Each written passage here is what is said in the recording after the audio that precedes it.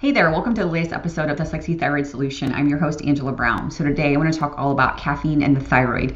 But if you could do me a really big favor, if you could go ahead and subscribe to my channel and then hit that bell so you get a notification every time I release a new video each week.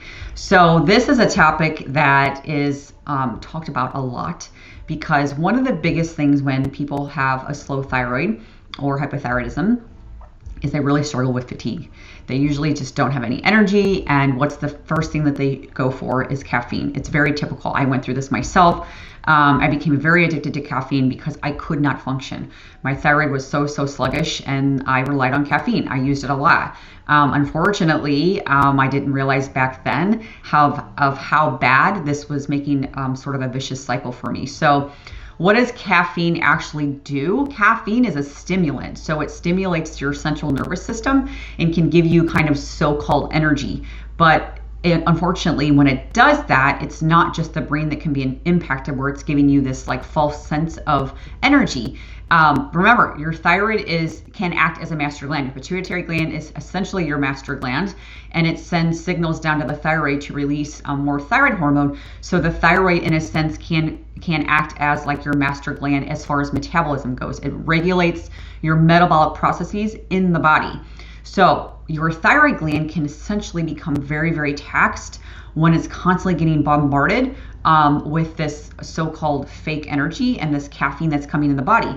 Because when caffeine is present, the big thing that caffeine does is it will try to increase your body's metabolism. And again, your thyroid controls that. So your thyroid is going to constantly keep getting taxed over and over, and it can make it even harder on your thyroid. So if you already have a slow thyroid, in the end, you can end up slowing your thyroid down even worse. So you have to be very careful with taking in caffeine, especially, like I said, usually once you start, you just have so much of it. It's usually an excessive amount, and it can be an all day long event like I used to do, and your thyroid cannot keep doing that. It will just keep getting taxed harder and harder.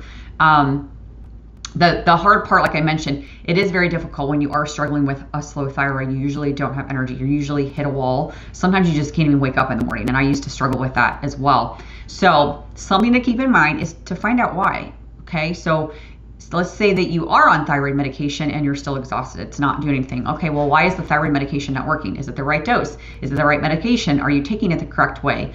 And then is the medicine even getting inside your cells? So when you take the medicine, it's thyroid hormone, or the thyroid hormone is going inside the cell. So that's where it's going to take some investigating. You might have to figure out, do you have a mineral imbalance? Do you have a gut infection? Is the liver sluggish? Because so much thyroid hormone conversion happens in the liver. Do you have some sex hormone things going on? Are your adrenals completely taxed? Remember, your adrenals are your fight or flight. They release cortisol, so those might be getting very taxed as well. So there's a lot of connection there. So you might have to do some investigating, which is exactly what I do with my clients inside my thyroid program, is we dig in deeper and find out, why is the thyroid doing this in the first place? That way we can get to the root cause of why you don't have fatigue instead of band-aiding it. So if you are struggling with that and you're like, I need a replacement for caffeine, it's a difficult thing because, like I said, you don't want to get hooked on caffeine. Something you could try is something like adrenal cocktail. I do recommend to kind of know a little bit more about your own minerals before you really go crazy with adrenal cocktail. There's a lot of research out there on adrenal cocktail on how to make it. I have my own recipe that I can always share with you. If you would like that, comment below or send me an email or something and I can send that to you.